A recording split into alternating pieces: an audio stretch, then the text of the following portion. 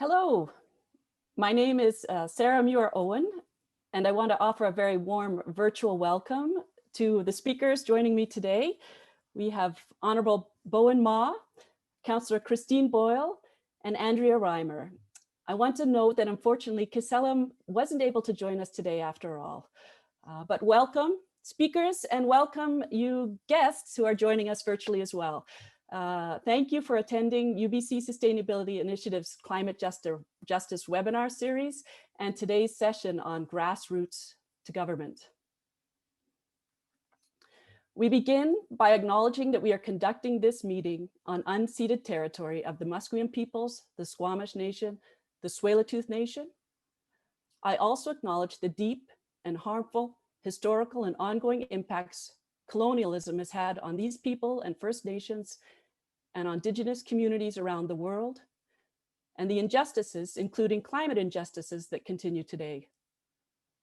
Although the concept of climate as a crisis may be new for some of us, it is not for many Indigenous people who have lived and are still living in crisis and have experienced climate impacts for many generations. I acknowledge that for change to happen, I must put my intentions into action for reconciliation and climate justice. We recognize those of you in virtual attendance are working and living on other territories and wish to take a moment to respectfully acknowledge the ancestral owners and caretakers of the land you are joining us from.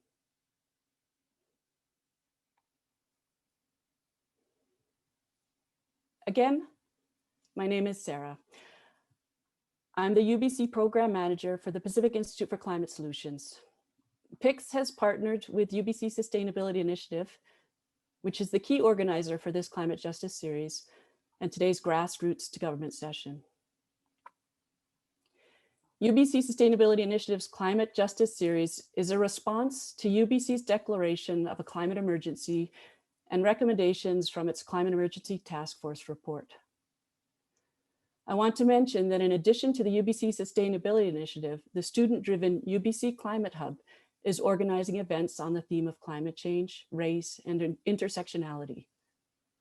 For a full list of these climate justice events, please visit the UBC Sustainability website, sustain.ubc.ca/climate-justice-series. We could always Google UBC Sustainability Climate Justice. For today's session, we're focusing the discussion on what climate justice means to our panelists here, our guests, each who have their own unique and personal journey from grassroots to government. We've brought together this group to talk about what climate justice means to them and how they're building it now into their work. We're wondering how they're translating climate justice activism and advocacy into government action now. And we want to ask them too, what's the role of citizens and social movements in bringing about climate justice focused government action? Now we're going to kind of host a conversation with the group for the first probably 35 minutes of this session, and then I'll invite some Q&A from those joining us. So if you go to the bottom of the screen and click in the Q&A box, you'll be able to upload your questions there, which we'll spend some time bringing to our group. But before we jump into the conversation, I'd like to take a moment to share a bit of a background on each of our speakers. First, we have Honorable Bowen Ma, Minister of State for Infrastructure. Serving as the MLA for North Vancouver Lonsdale since May 2017, and as Minister of State for Infrastructure since November 2020, Minister Bowen Ma is also a licensed professional engineer and certified project management professional. As an MLA, Bowen is particularly active on issues of housing, transportation, childcare, and climate action. Bowen lives in North Vancouver with her partner and 2 cats. Councillor Christine Boyle in the City of Vancouver. Christine is a first-term City Councillor with One City Vancouver. She's a community organizer, a climate justice activist, and an ordained United Church minister. Councillor Boyle has led the City of Vancouver's work on declaring a climate emergency, ramping up the city's climate action with a strong equity lens.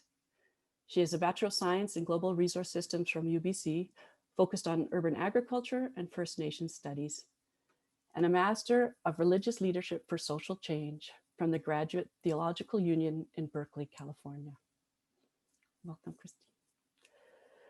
And Andrea Reimer, who's currently an adjunct professor at the University of British Columbia. Andrea was elected to Vancouver City Council from 2008 to 2018, where she led on the city's ambitious work to become the greenest city in the world and the unanimous vote to be the first major city in the Americas committed to 100% renewable energy. She currently teaches about power and policy at UBC's School of Public Policy and Global Affairs, renewable energy transitions at Simon Fraser University, and is the founder of 2 Wow Strategies, a consultancy that provides strategic advice to governments and organizations acting with uncommon courage on the most pressing problems of our time. So I think we'll just kind of dive into the conversation after that background. And I'd like to invite you, Bowen, in about 2 minutes. Can you share your perspective on climate justice and how this perspective informs your work now as Minister of State for Infrastructure? Thank you so much for that introduction, and I'm so pleased to be able to see so many powerful women on this panel, being led by a powerful woman as well. Here, Sarah, thank you so much for doing all of this. I'm also coming to everybody live from the territories of the Squamish, Musqueam, and Tsleil-Waututh peoples. And as you heard, I serve as the Minister of State for Infrastructure right now, which is a pretty new role for me. And the question that's been posed, I guess this is how we're going to launch into our conversation, is what climate justice means to me. And for me, I think it's quite simple. Climate justice for me means social justice. And social justice is something that that drives basically everything that I do. One of the things I tell people when they think of when they ask for advice about going into politics as an elected official is that I tell them, know why you are doing this, know why you are running, why you're giving up your career, why you are putting your family through this, and why you're asking the public to put faith in you.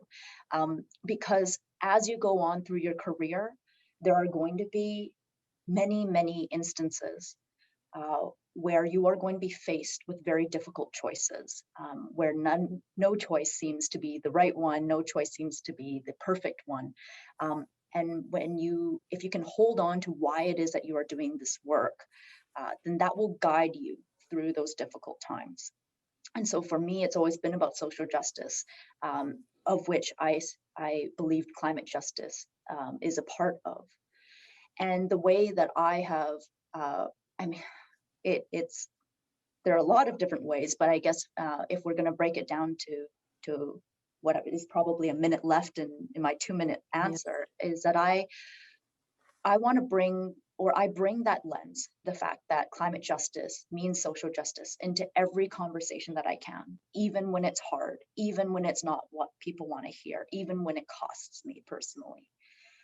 And especially in my role in infrastructure, because in my role in infrastructure, what I try to do is I want to find ways to future-proof the work that we're doing and drive forward the importance of doing transportation differently, in doing transportation in ways that recognize the role that transportation has to play in meeting our GHG reduction targets. And that means that transportation isn't just about the roads we drive on, it's also about the behaviors that we enable, the choices that we give to people, and about the way that our communities are built.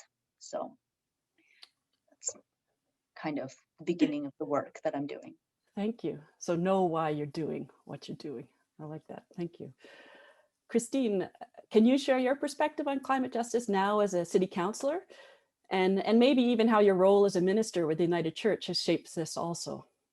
Sure, happy to. And I'll also just start by saying thank you for this invitation.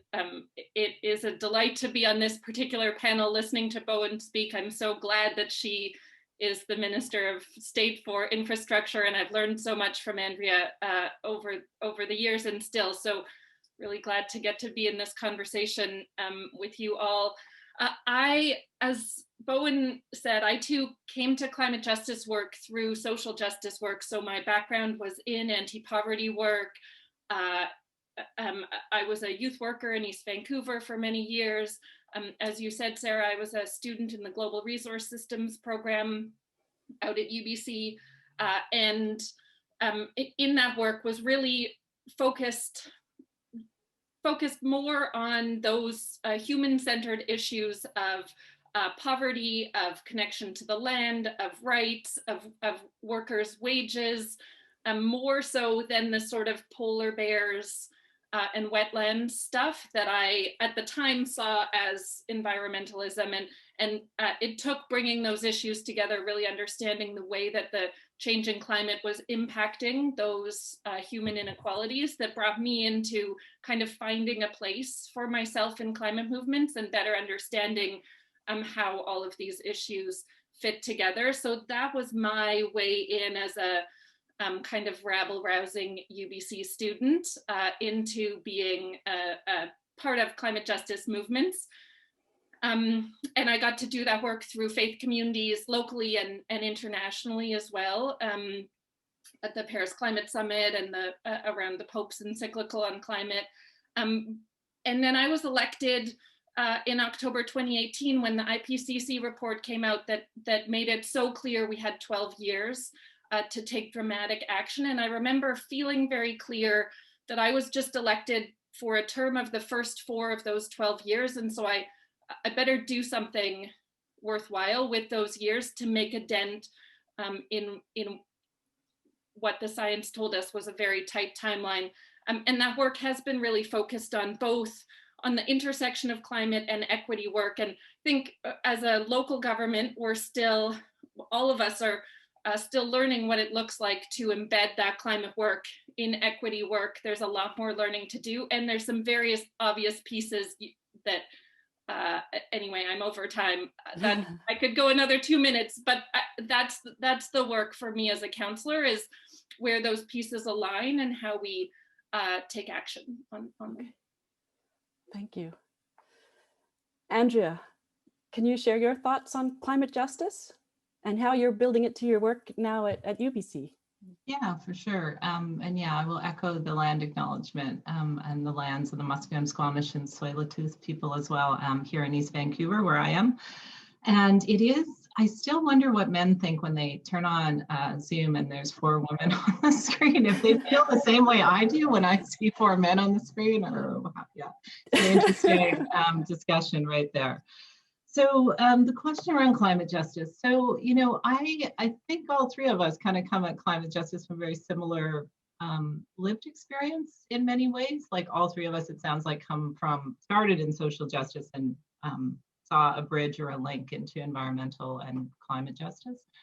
I think a bit differently for me, I didn't go to university. I grew up quite low income and spent time living on the streets when someone might otherwise be making choices around higher education, and got involved in activism from seeing friends suffer, seeing myself suffer, seeing people I loved and care about literally dying to have access to housing and food and healthcare and respect and dignity, really is what it came down to. So when by the time I was elected and had been involved in the environmental movement for a number of years, the integration of those was fairly seamless for me. Although, as Christine points out, there's like decoder rings for both movements and they hadn't really built a shared language yet. So it's been interesting in this last few years to see that shared language develop.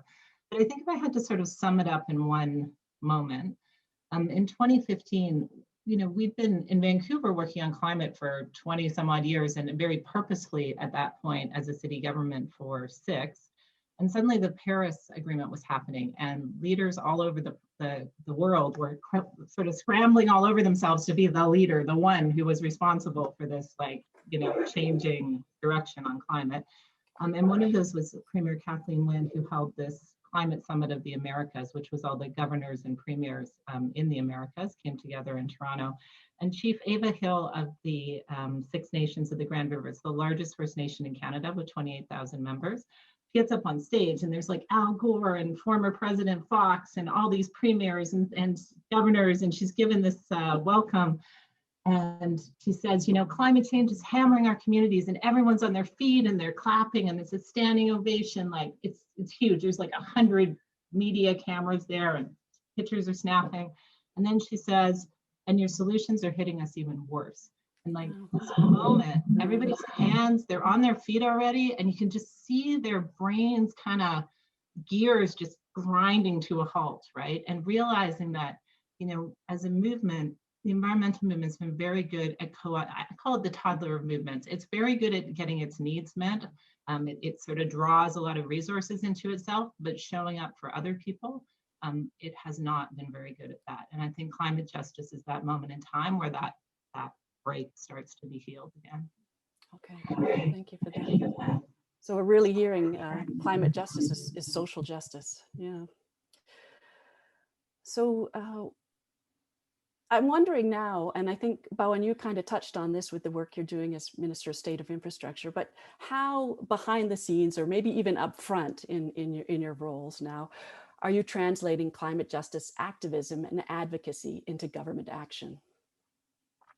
Yeah, and I wonder if maybe this is an opportunity for us to kind of transition into that conversation mode, because the story that Andrea told me right there really did really hit me really hard. Okay. And I'd love to hear a bit more about more from Andrea and Christine, kind of how it works at the local level. Because and I'm happy to talk about it at the provincial and the federal levels as well, but I'm also distinctly aware of the very different way that local governments are able to make changes. And so, Sarah, would it be all right if Sure. maybe we allow them to speak first? Because I find that senior levels of government are much more opaque in the way that things are happening. Conversations are often, and we'll talk about this a bit later, but conversations are often in caucuses and in cabinets where confidentiality is very, very real. And it's hard to see what's actually happening inside. And I'd love to be able to start by the local level where change seems, at least to me, to be much more transparent. Okay, yeah. Christina or Andrea, please. I'll maybe suggest, Andrea and I have had very different political situations to be doing this work at a local level, but a lot of the same jurisdictional stuff and similar work ahead. Andrea just texted me and said, do you want to go first? But I think because I've gotten to build on so much of the really powerful leadership that Andrea provided for years, I think you should go first.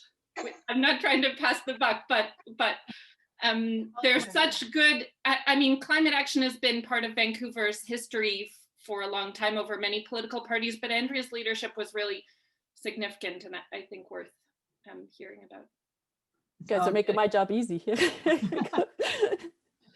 I'm also imagining the men's panel where they're like, no, you go. No, that's my experience of being on panels where the rest of them are men. So, yeah, well, so I can lay some groundwork. I was thinking of you, Christine, because it is more contemporary and maybe more, it will feel more proximate, but just to set the stage a bit, when the work, so Gordon Price back in the early 90s was the first councillor to really push on climate in Vancouver. He was looking at sort of the corporation of the city's emissions, so not what was happening out in the community, but how the local government itself was impacting climate. But in the 90s, like that was, like even Al Gore, nobody was listening to him in the 90s, right? So it was quite revolutionary in the context. Then we had some co-councillors, Fred Bass, notably, and David Cadman joined that, Peter Ladner with the NPA. And then in the era I was elected, so 2008 when I was elected, it was still pretty avant-garde, right? Like we were pushing, there were no 100,000 people marching in the streets for climate action, right? There was maybe 1,000 of us, and we were considered a bit, it was still a conversation of why should we act on this with all these other problems. Homelessness, income inequality was growing. We'd seen 6 straight years in Vancouver of 25% increase in homelessness every year from 2002 to 2008. Like it was a difficult time. And I think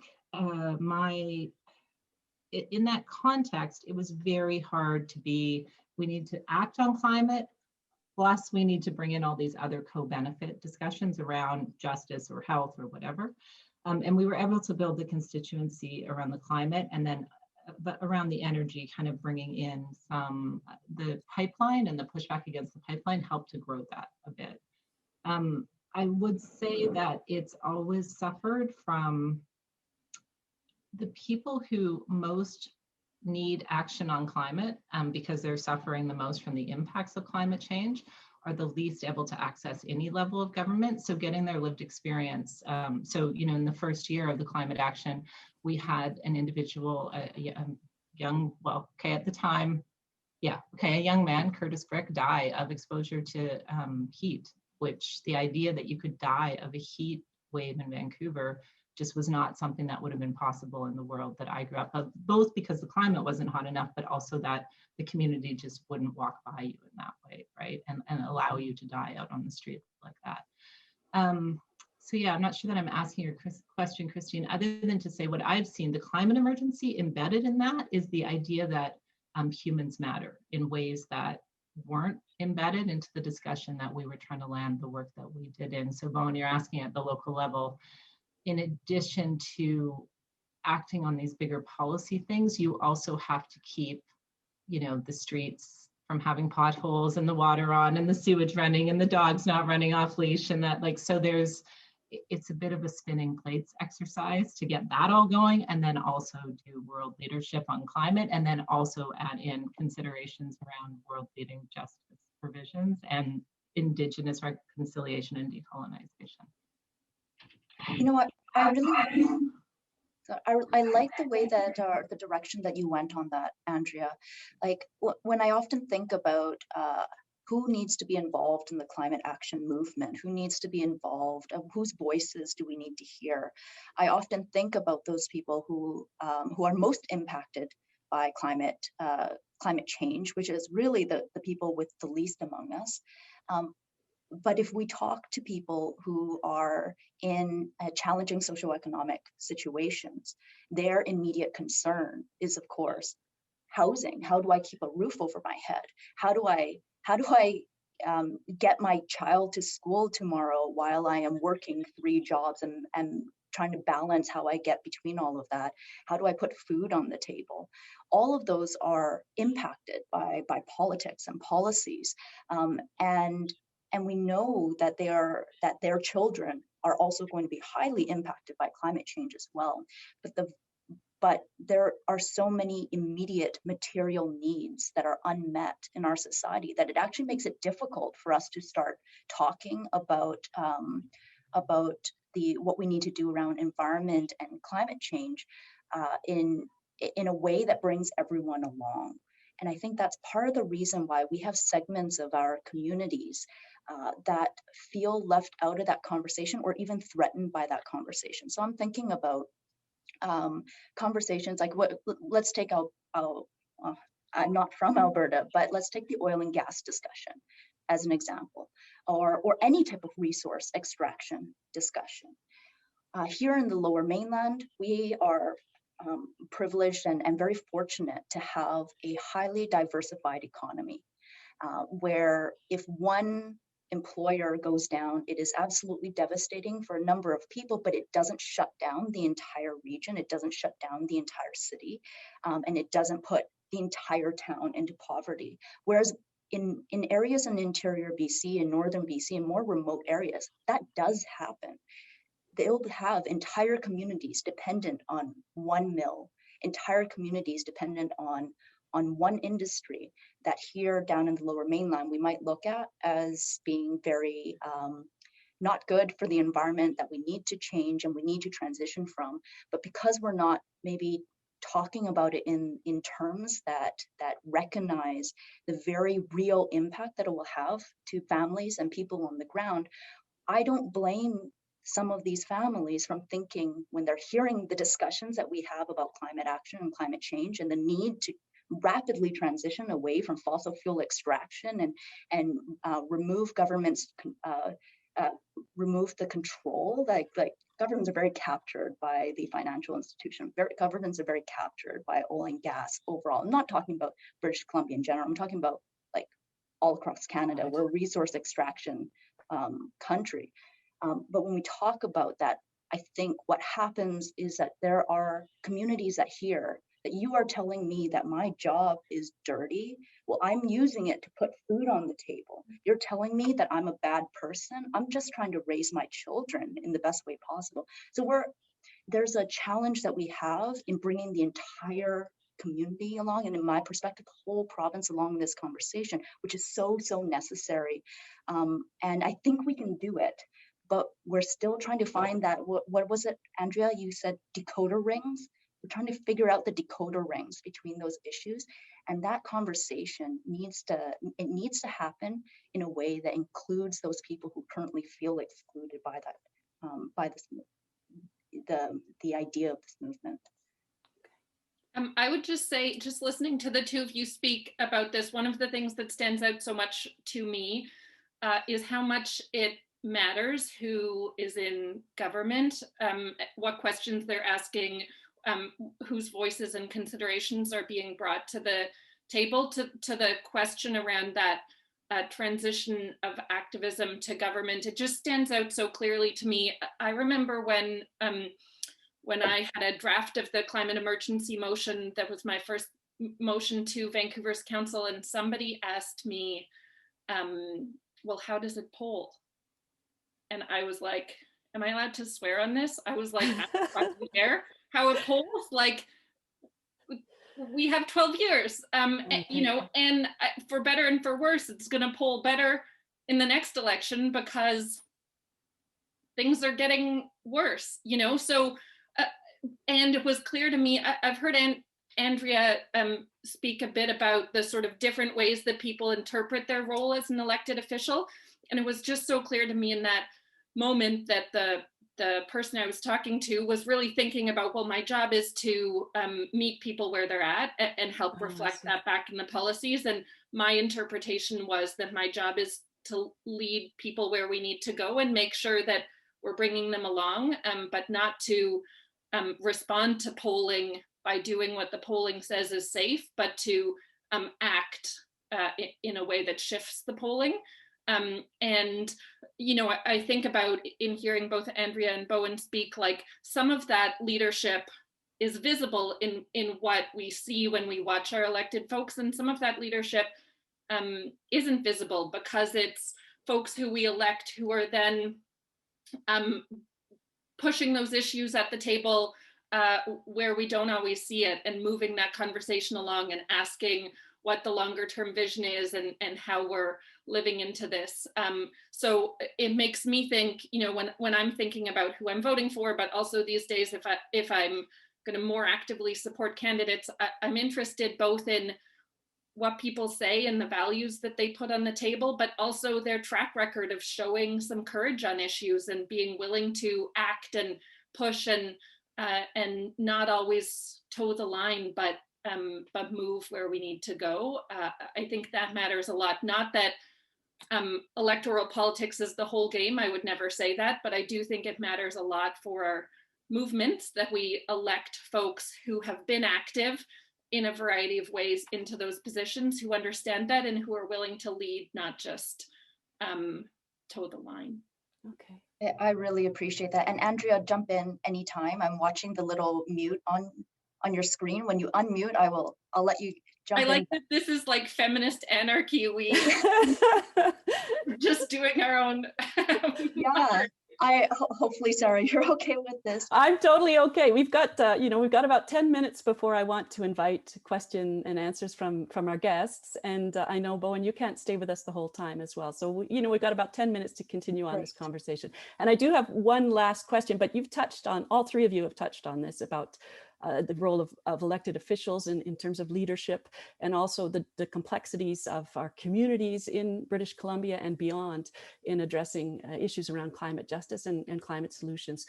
But we did want to kind of, the last kind of question to tone in on was what do we do as citizens, you know, and how do we have our social movements focus on climate justice that can push our governments in the direction we want to see action be taken. Great. And I think I wanted to kind of continue off of the thread that Christine offered there. Sure, yeah. And maybe offer to people to not lose faith too quickly in the allies that you elect into governments. Because I think sometimes what we might see is we elect a very vocal advocate or activist into a government to fight for an issue, and then feel as though they fall publicly silent if they actually form part of the government caucus or government executive, joint cabinet, or so forth. I would say, do not mistaken this for a sudden change of heart on the issues that you elected them on, because you don't actually know what efforts they are making internally, where their strongest challenges, where their strongest channels are. Like, we don't know what work they're doing behind the scenes. And maybe that's unfair, because that the public doesn't get to know, because we imagine that democracy should be absolutely open. But I mentioned earlier, I alluded to this earlier, the obligations that members in legislatures and parliaments have to keep confidential caucus or cabinet conversations and information is very real, and it is very serious. And while it may bring them and you personal satisfaction to see them speak out publicly, we also want to remember that we elect people to work channels that aren't available to just any member of the public. So there is value in enabling and supporting your allies in government to do the right thing rather than to assume that they don't care. But having said that, I absolutely believe that elected officials have an expiry date, that over time we can forget why we ran in the first place, and where elections become, and being an elected official can sometimes become more about the person themselves and the public. And that's why electing allies isn't enough. Grassroots activism must absolutely remain active. We have to stay vigilant. We have to always be pushing for better policies, better politics, and a better world, because we need both of them. In a democracy, the strength of a government has a lot to do with the public will that aligns with that, like, that is able to push in the same direction. You need a government that is pushing in one direction, and you need the public to come along or push as well, but they got to be going the same direction. When they start going in opposite directions, well, we know what ends up happening, and that's a bit definitely a problem. And don't get me wrong either. I'm not saying that you shouldn't be vocal. In fact, I'm saying you should be very, very vocal and believe and give I don't know how to explain it more than that, but I think that there is a lot of hope and there's a lot of opportunity to work with the people that you elect to move things forward, a lot more than maybe it seems on the surface. Yeah, I wanted to jump in a bit, well, on two of the threads that you raised, Bowen and Christine as well. And it really does come down, like, this question of movement electoral and sort of how the two relate, or ideally the sort of bridge that is built between the two. In my mind, really comes down to the politics of yes. Like, the vast majority of movement is about no, and that's fine and reasonable. And like, it is reasonable for communities to come together and push back against things that they perceive are harming them, right?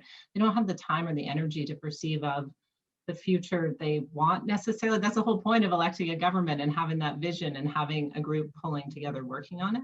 But the politics of no, well, it can stop things. It does become a game of whack-a-mole, and it does not translate well into government. And this is why governments in their first term have these honeymoon periods, because they're busy dismantling. They're busy doing the politics of no, right? They're repealing, they're getting rid of, they're whatever. But when it comes down to yes, if they were elected on a mandate of a strong pushback against a vision that you might not view as positive, a regressive vision. I feel like I'm being judgmental. I have very clear declared politics, so I don't know why I'm feeling weird about it. This is my adjunct professor in me coming out here. Anyway, the point is that building this vision of yes and being able to push for it, and we still haven't gotten there with climate. I mean, climate emergency is still fighting against something, right? And it's a natural evolution, but to be able to articulate the vision of the future that you want is where, and this goes back to Bowen's point about the people who are threatened by the conversation, they don't see themselves in the future because we haven't put anyone in that future. We've just erased all the things we don't like from the present and said that will be the future. Well, that's not, I mean, other than those of us who stay up very late at night reading all the science, it's not that motivating, right, to view a future absent of large parts of the present. The last thing I would say is around power, not energy, but power.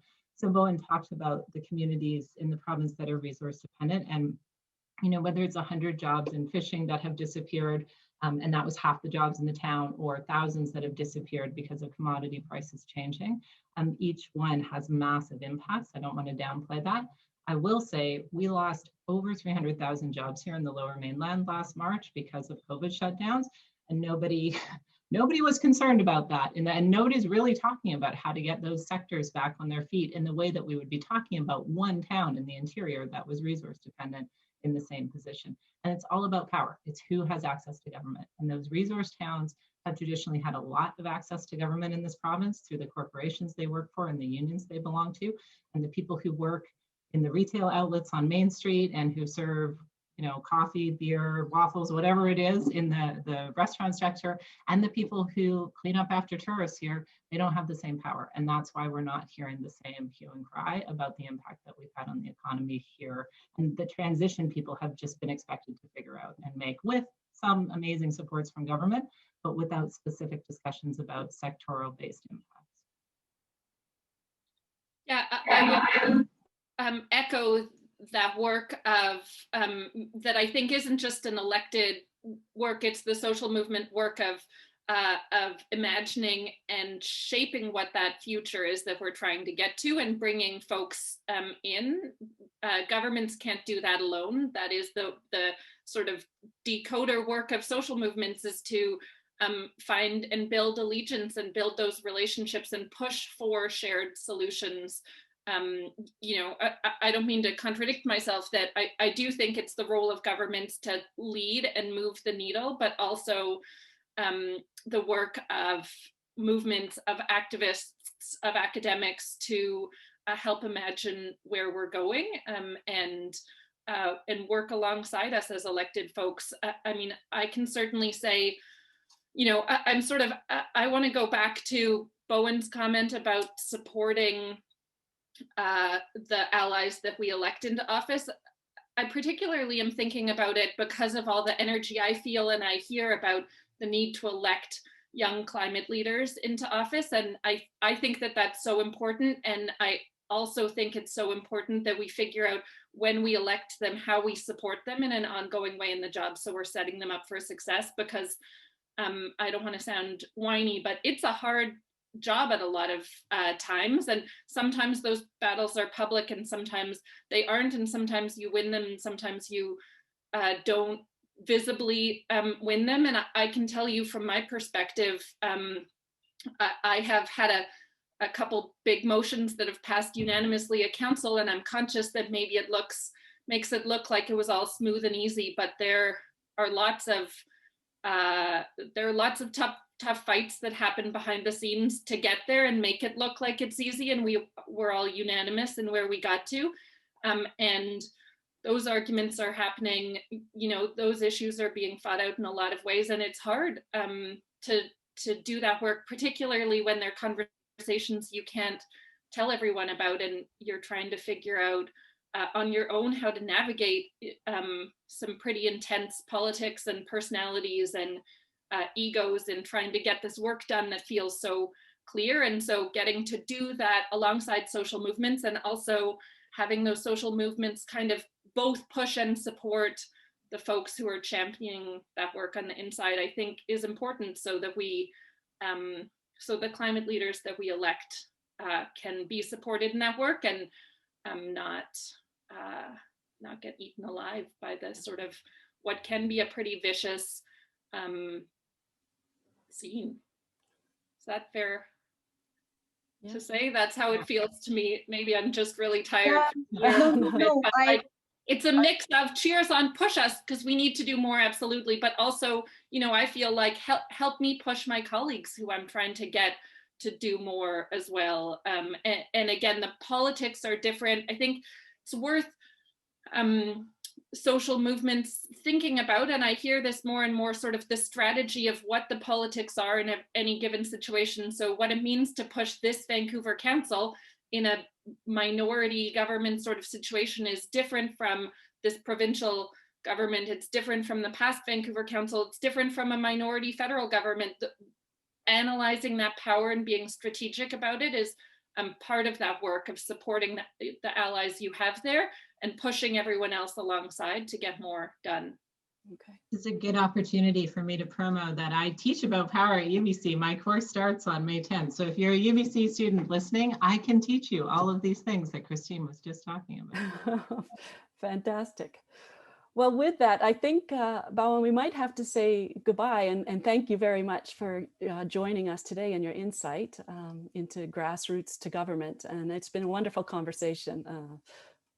Great to have you here.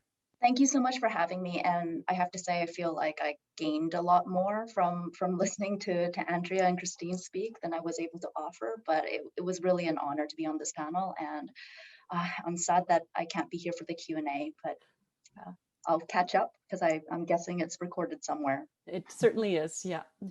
Thank you for everything you're doing, Bowen. And with that, then I will move on to the Q&A and look at some of the questions that have come from our guests joining us. If you're good with that, Andrea and Christine. Yeah. So we've got a question here from Rob. How do people see climate justice as an end product of the process of climate action or as a starting point? So do we see climate justice as an end product or as a starting point? I ask, as it seems there can be no climate justice if the process is not taken with timely success in mind. And so always treat it as a deliverable, not a premise, because if we wait for there to be social justice before we act, we won't act in time.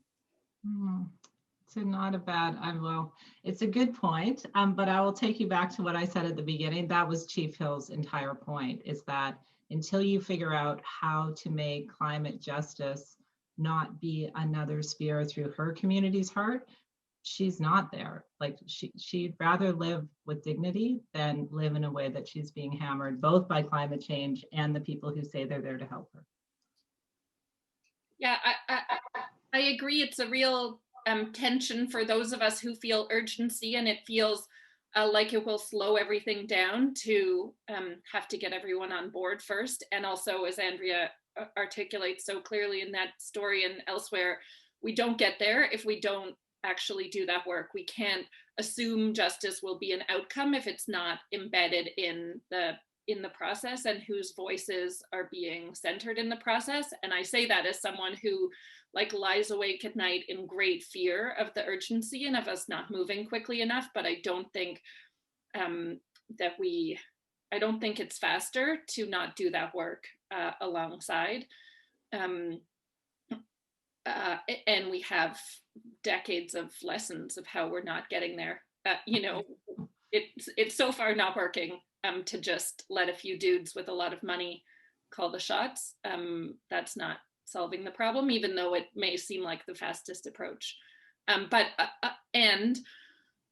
It certainly is clear that we need to act with more urgency. We need to do more all at once. And there are lots of solutions and options and brave and courageous voices that can get us there. And often I, just halfway through see how much trouble I can get myself into. But often my experience is that there are folks who are shouting the loudest about their one clear super solution are getting in the way of all of that community work and those community voices who could be moving us more quickly. So I actually think there's some destabilizing or recentering of power to do in that, that the folks who want to be the sole solution and get us there fastest might need to actually step out of the way a little and lend all of their energy and a lot of their financial resources to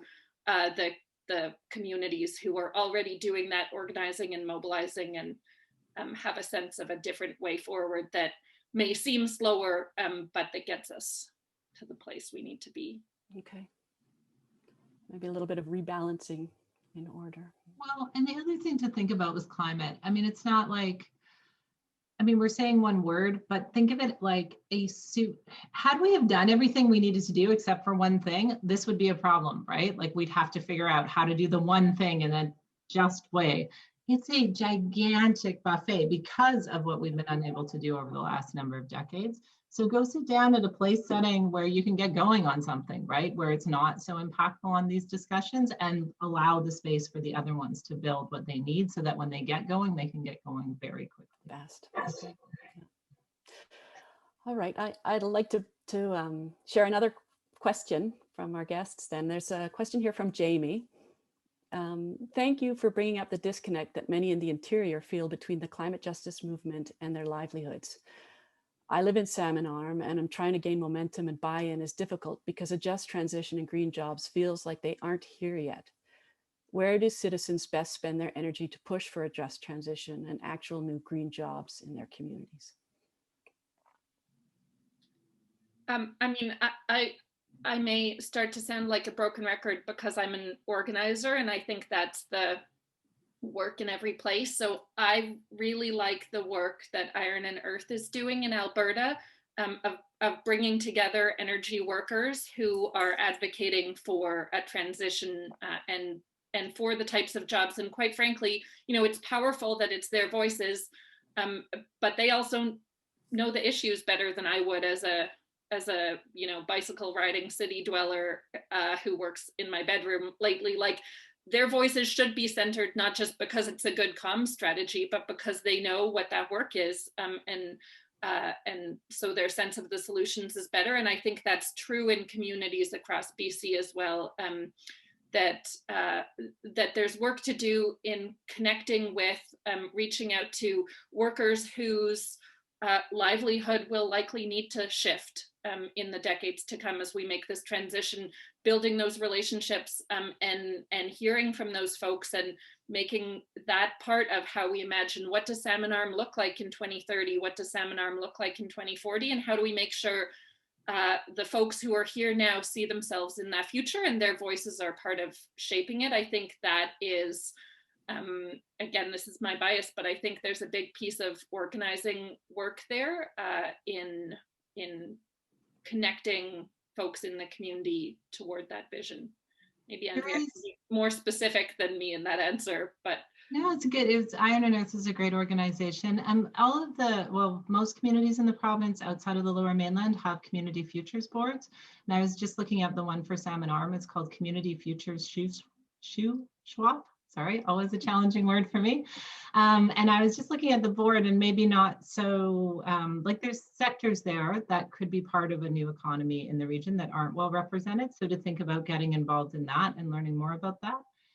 This vision of yes is not trivial, right? So here's the thing, the economy of Salmon Arm is going to change. Like, I can guarantee you it will change whether you plan that change or not. So it's really not a question of whether those jobs will be gone. It's who and how you're planning out that transition. Will foreign interests and commodity prices and globalization and climate impacts be what plans out that transition for you? Or will this group of people on the Community Futures Board be it, or some other entity, right? I would argue, why wouldn't you want to own your future, right? Rather than just be on a sea, kind of like being battered by whatever storm shows up. So I think part of it is organizing for sure. Part of it is around messaging and helping people see the yes moment, right? Like what, not just what you're walking away from, but what you're walking towards is quite critical in getting people to embrace it. And there are great stories of communities who have started to make those transitions that might be, to Andrea's point about messaging, might be worth lifting up, and particularly in these days where it's much easier to Zoom someone in from elsewhere to be part of a talk, to help share those stories so that there are some tangible examples of what doing that transition looks like in a way that is really community empowering. If you're looking for one really quick one, Kentucky coal miners, incredible story of transition. And it's not climate change that put those workers out of jobs, it was automation. The companies tried to make it sound like it was climate action, but it wasn't. And they have completely put things on their head, and also using running and winning local government positions to be able to mobilize it. So a great story all around. That's awesome. Okay, we've got a guest who's joined you, Christine. It's wonderful Yeah, to see. is Hello, it's spring break too. Spring break, exactly. Okay, yeah. You know, I think I have time for one more question, and this ties to that support for the yes I that have a you're question. talking about, Andrea. Sarah's gonna ask a question. I'm going to ask a quick question.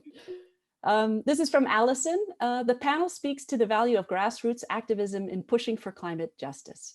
However, this is often a product of unpaid volunteer labor, particularly by folks who are already marginalized.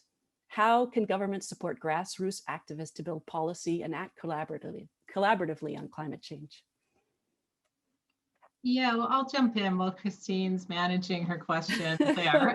To say that governments, the best possible role, in my opinion, of local government on this, I mean, it's acting on its own jurisdiction, which is not insubstantial, but its power to convene people and make sure that convening is done in a way that supports people's participation is massive. So Vancouver was the first city in the world to set up an LGBTQ advisory committee, first one in the world to set up a renters advisory committee, first one in Canada to set up a women's advisory committee. So all of these convenings allow people to participate much more directly. So these voices weren't sitting at council tables, or not in the numbers that they exist in the population of Vancouver. So creating that space for them to be able to input really matters. But having said that, also this Urban Indigenous Peoples Advisory Committee, not lost on me that it consistently was challenged to have quorum because Indigenous people don't have the same economic opportunities as everyone else. So they work shift work and they're not available at the same time. So trying to be also innovate ways for people to participate in the conversation while balancing off against convening spaces for people to have a direct voice at the table of the conversations being made. Yeah, I think that's a really helpful example. I feel sort of torn on this because absolutely the huge amount of work that falls on volunteer labor is real, it's significant, you know, it's gendered, it's racialized as well.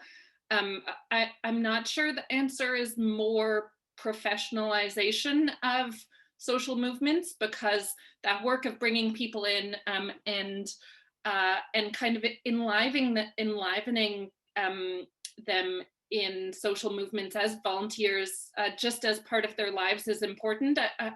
When I remember being at a training week-long program that I had my newborn at, who was screaming, as you've sort of seen, very lively child, and somebody commenting that one of the differences they saw between movement spaces and professional spaces was that movement spaces are intergenerational. I think there's real value in how, when people are doing the work because it's part of their lives and they see it as part of what gives them meaning and community and all of that, they bring their whole selves into it, and it's better informed work than a kind of professionalized model where we do it from 9 to 5, and it tends to look for certain academic credentials, certain professional credentials, certain people get lifted up into positions of power.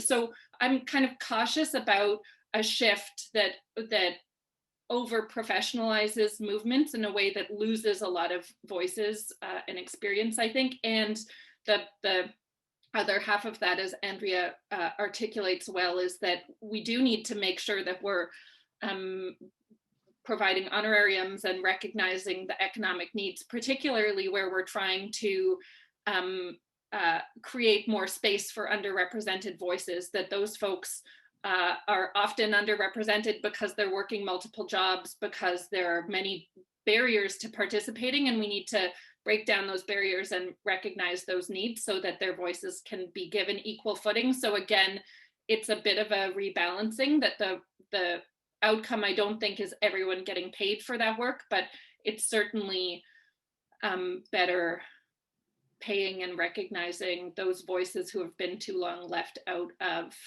the centers of decision making and policy making. Maybe just to close the loop, because I can't believe I didn't lead with this, although, I mean, I think we're also driven by the urgency. It's like, what can I do today that will make a difference? But one person, to point Christine made earlier, elected in government who brings this lived experience is like an army sitting there at the table making the decisions, because they impact every hire, every many hires, and then when they impact senior hires who will then impact other hires, right? And this ability to spread out the perspective of the movement into the power that institutions have, like when you can marry those two things, you get the kind of transformative change that we were able to achieve in the decade that I spent there. It's not, it sounds so easy when I say it like that. That's right. Hard, for sure. But it's worth electing people and then supporting them when they're elected to be the best they can be in the job they're doing, which involves both supporting and also being appropriately critical when they're not doing the work in the way that you hope that they would do it. Okay, great. Well, I think that brings us to time here today. I want to say thank you very much, Andrea and Christine, for joining us. Thank you also to Bowen, and the conversation was really wonderful. I've learned so much. I've been inspired by you. I continue to be inspired by you, and I look forward to reviewing again this conversation. I'll go back and watch the recording and pull out more insight and ideas to kind of foster my imagination, so that I can be sure about what my vision for the future is, and support a Yes movement, so we can work together more effectively in making transformational change happen, that change that we need to have happen in a very short period of time. So thank you again. I wanted to say that the series will be available for viewing at sustain.ubc.ca/climate justice. I also wanted to say that our next session in this series, the Climate Justice series, is with UBC Read Sustainability, and we'll have special guest Sheila Watt-Cloutier coming in for a conversation about the right to be cold. So she'll be joining us for the next Climate Justice webinar series, March 26th at 12 p.m. And with that, I guess I want to say thank you. Thanks again, Andrea, Christine. And to all those who've joined virtually, and to the team, the tech team behind the scenes that have made this be a really smooth conversation and very insightful and a great learning event. Thank you. Thanks, Thank you Sarah. for having us. Yeah. Okay. Bye. Bye-bye.